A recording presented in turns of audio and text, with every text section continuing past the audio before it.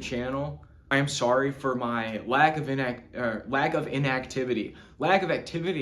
on this channel here.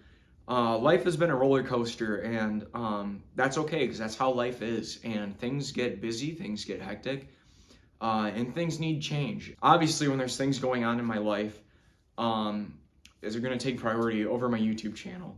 And it's not that I don't like doing this, and it's not that I don't appreciate the people who follow and subscribe and interact with it. Like, I do, I really appreciate that.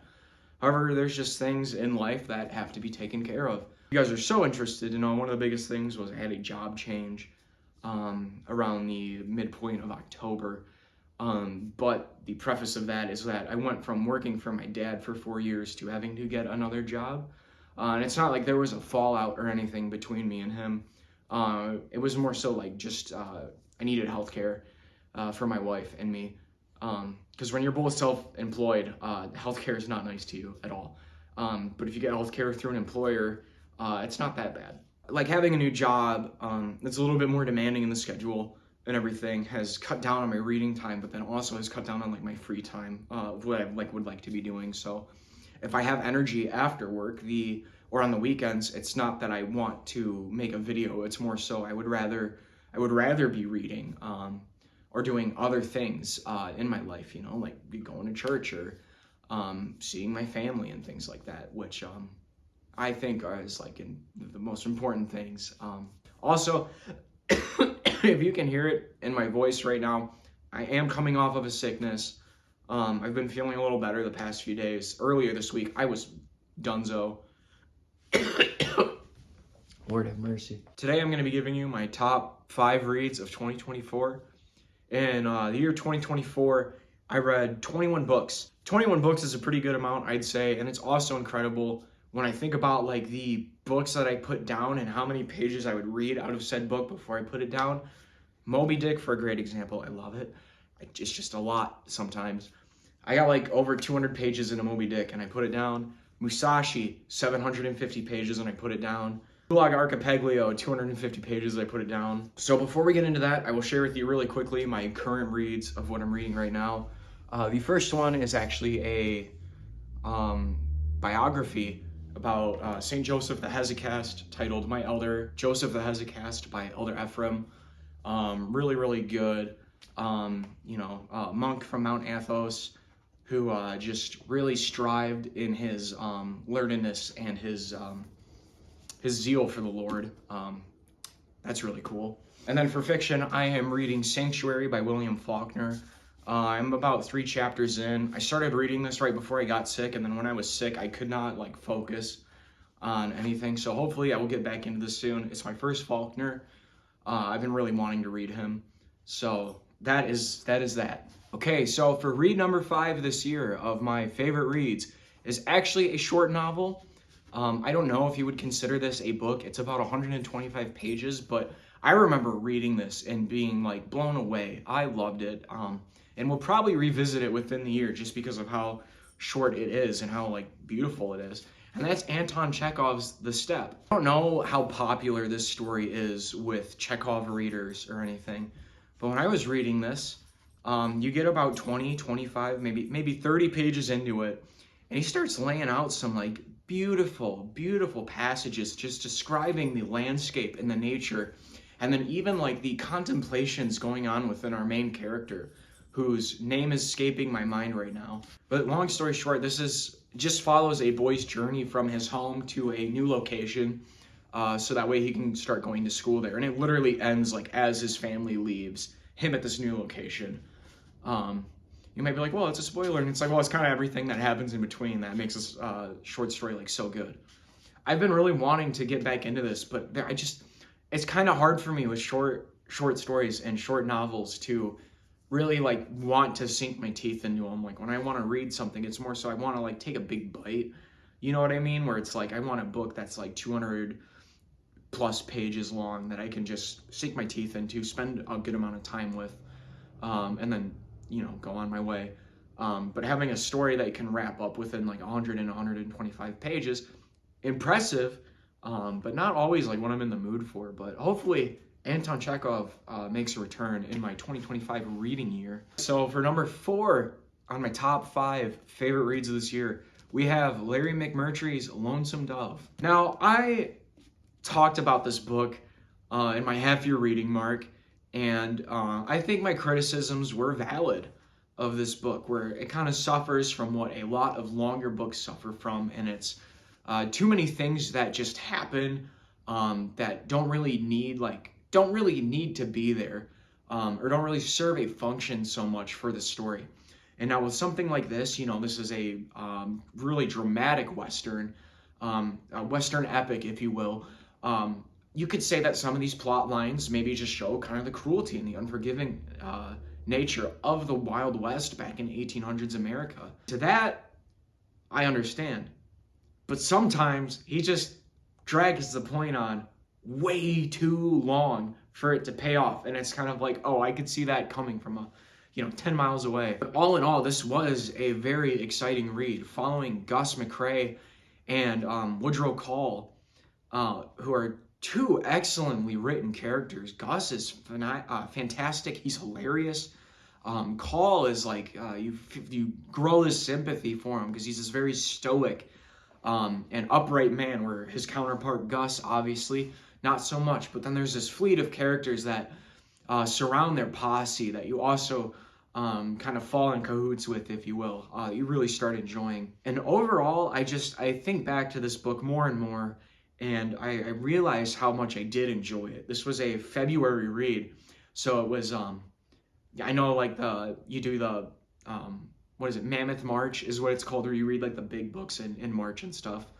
But like having a solid book to read during a winter month, there's nothing like it.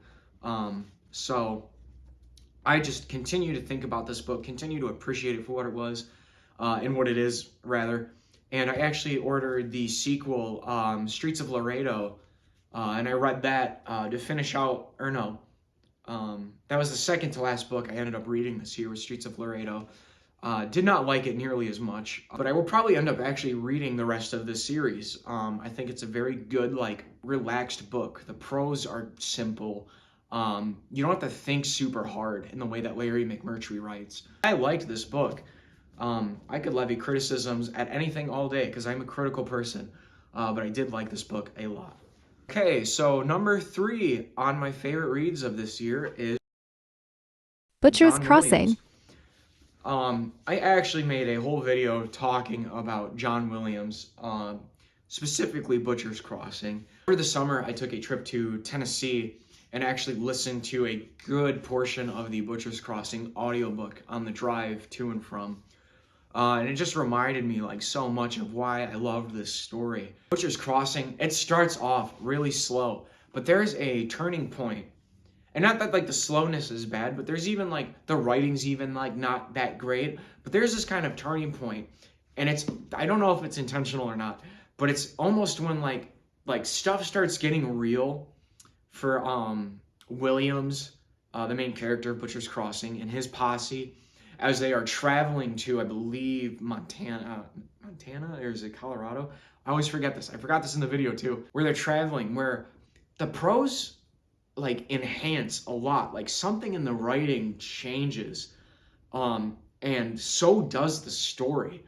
And I've only ever really experienced something like that, where it's like, holy moly, this is real, in Blood Meridian, and I still get chills thinking about it, those who know, after the Yuma attack, and the judge is walking up with the idiot in the desert. There is something in the language and writing, I don't even know, like, it's like, if you compare it to the rest of what's written, nothing substantially changes, but there is a feeling, there's an atmosphere that the words carry with it that send, like, shivers down your spine. Same thing in Butcher's Crossing by John Williams. And this is just another tale, almost like a neo-Western or anti-Western tale, talking about the depravity and just the hardships and the difficulties of early America. I don't want to spoil the book. I think you should go into this book almost blind, to be honest. It will rapture you. The guy Williams works with, what's his name? Miller. Miller is a little terrifying in this book. He doesn't have, like, a villainous quality, but there's just this overzealousness and this lust that precedes Miller. Once they actually get out into the field, if you catch my drift, and do what they start doing, that is just like haunting and upsetting and unsettling too. And then the book just finishes off in such a fantastic way. Read this, and then if you want to, go watch my video about John Williams. And book number 2 on my favorite reads is actually Stoner by John Williams. Now, let's be fair here. Butcher's Crossing and Stoner, I could switch them around and be happy in their placements. I read them one after the other because I was so blown away by Butcher's Crossing that I just immediately, I mean, this is his collected novels, I immediately moved into Stoner. Had no idea what it was really about, but knew it was a lot different in its like subject and its theme than Butcher's Crossing was, and it's fantastic. I said this in my John Williams video, and I will probably somewhat reiterate it here. Go into Stoner blind, like almost as blind as you can be, and just read it and soak it in, and don't look for anything. Just be in the story. It is fantastic. It's phenomenal. It's ordinary. It's beautiful. It's depressing. It's uplifting. It's all these things rolled into one. And I know I just said go into it blind, but this just follows a guy's life. And that's it. And there's something about that and capturing the essence of an ordinary life, which is something all of us, most of us, 99% of us are bound to kind of lead as an ordinary life. And it's taking that and showing you that like there's beauty in the hardships and just the regular Joe. You know what I'm saying? And I mean, that might sound a little like, okay, yeah, whatever. Like that's obvious, but it's having it like expressed in such a way really makes you reflect on your own life and appreciate your own life. You appreciate the hardships. You appreciate the successes. And it's just one of those books that those novels that draws you to look interior so that way you start living better on the exterior. You know what I mean? Where it causes reflection and it brings you to a point of contemplation. That's kind of the same thing. Brent Stryker talks a lot. But from the things that you reflect upon, you become a better person. And if that's not the goal of literature, then Lord, I don't know what is. You guys might be a little upset at this. It's my channel, and to be fair, I don't think you could separate both of these books from each other anyways, and have the complete story. But my number 1 read of the year was The Passenger and Stella Maris by Cormac McCarthy. Those who know my channel are probably waiting for something by this guy to pop up on the top 5 reads. And here he is. I think in due time, these books will be... It's hard with someone like McCarthy, who was so meticulous in his craft that you could almost pull all of his books together. Obviously, there's a few standouts within his catalog, but there's no like ones that you would cast out of the lot when it's like, what is like the favorite book or what is like the greatest book? Because there's such is brevity. I don't even know what that word means. Brevity and depth to his literature and the stories he writes and he tells. I'll be 100% honest with you. When I read both of these books, I maybe understood a grand total of like 2.5%, maybe 5% in that range. Of what like was being gotten at. Probably being more generous than I need to be with my understanding. But there is something within these 2 books that like deeply resonated. No, I don't even know if resonated is the right word. Deeply like uprooted me. This is the first time in literature that something has hit me so hard that I felt off emotionally for the week after I read these books. And even now, these 2 books have still affected my ability to read today. I've put down so many books after I finished these books. It's hard for me to stick with them. And like I mentioned, like immediately after reading it, the first 2 months, I couldn't get anything down. I took like weeks off from reading. I couldn't think of like what to read. And coming from like a standpoint of a fan of Cormac McCarthy, someone who really appreciates his works, someone who just is so like desires to understand even the littlest bits, even the breadcrumbs of what he's trying to convey, or the hidden features or things written within these books. Even to this day, I crave just any knowledge about what is going on in these books. The Passenger is, it almost makes me want to cry. The Passenger is maybe the greatest exploration of isolation in a person you will ever read.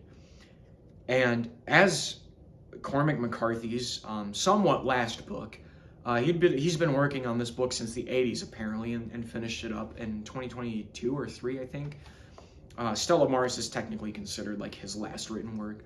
But for something like this, it culminates everything else in McCarthy's back catalog into this. It's kind of like how Brothers Karamazov catalogs all of Dostoevsky into one book. It's kind of that same thing. There are themes and hints and moments in this book where, as I read, I was visually remembering the things I read in previous books. There's a scene towards the end of this book where Bobby is shacked up in this crappy cabin, and he's by himself, and he's alone, and it just made me think of Child of God, which I had read last year, right before I came into this, and that was just a moment that stuck out to me. It's like, this is Lester Ballad. It's even like more than that, because this book starts off with some sort of a plot going for it, and it kind of draws you in, but then before you know it, the plot's just gone. Like it evaporates. It doesn't get mentioned. And it starts calling your point to like what is actually like important here. And Bobby just starts doing like menial things, and it's just this weird relationship he has with his sister that's like fragmented and societally weird, but also biologically like not okay. But also it tugs at your heartstrings, and it's fantastic, and it's weird, and it makes you uncomfortable. And like, again, I think I mentioned this. I think I mentioned maybe all of these points in my halfway reading, my halfway like reading of last year, of like the things I'd read. I don't know why that was so hard for me to say. I'm just rolling right now. Mars as a conversation, in some sense, feels like you are almost conversing with McCarthy. And I'm not saying that McCarthy is projecting all of his ideas onto. It's just raw dialogue, and it's questions and no answers almost. And for a guy who hates math and science like a lot, like I've never enjoyed math. I took pre-algebra 3 years in a row. I don't know if that was because I wasn't getting it or because I wasn't trying. Probably a mixture of both. More so I wasn't trying. I was a bad student. It's just constant talks about math and metaphysics and science and the sciences and scientist, and mathematist. Mathematologist, is that a word? Anyways, I could probably stop talking about these right now because I don't think I've said anything really conductive to the conversation here, but that just shows you how much, like, for not understanding like how much literature can affect you. Like I said, these books have made it hard for me to stick with books that I've tried to read after. Even to this day, I finished these in June, and even now, January of the next year, it is hard for me to kind of stick with books that I start reading. And it was not like that until I read these. Hope you enjoyed this list. I'm sorry if I was all over the dang place tonight. Forgive me. Again, I'm sick. I worked a long day today. Worked a long day yesterday. But I'm home alone right now. Thought I'd give you this video. So I love you so much. May God bless you. And may you continue to just grow in love. Okay.